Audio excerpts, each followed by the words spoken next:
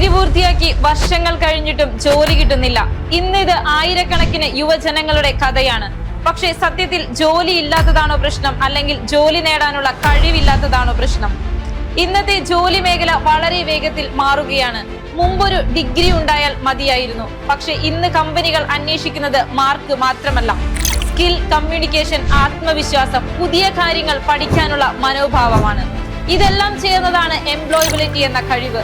Employability എന്നത് ജോലി കിട്ടാനുള്ള കഴിവ് മാത്രമല്ല, ജോലി നിലനിർത്താനുള്ള കഴിവ് കൂടിയാണ്.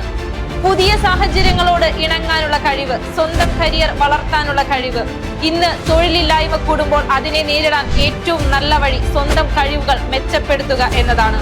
പുതിയ ടെക്നോളജി പഠിക്കുക, ചെറിയ കോഴ്സുകൾ ചെയ്യുക, ഇന്റേൺഷിപ്പുകൾ വഴി അനുഭവം നേടുക, നെറ്റ്വർക്കിംഗ് വളർത്തുക. ഇവയാണ് ഭാവിയിലെ വിജയത്തിന്റെ ചാവിക്കോൽ.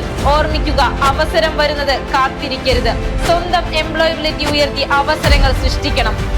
കേരള ബിസിനസ് ന്യൂസ് അഭിപ്രായങ്ങൾ പ്രഖ്യാപിക്കുകയല്ല, മറിച്ച് ചിന്തിക്കാൻ പ്രേരിപ്പിക്കുകയാണ്.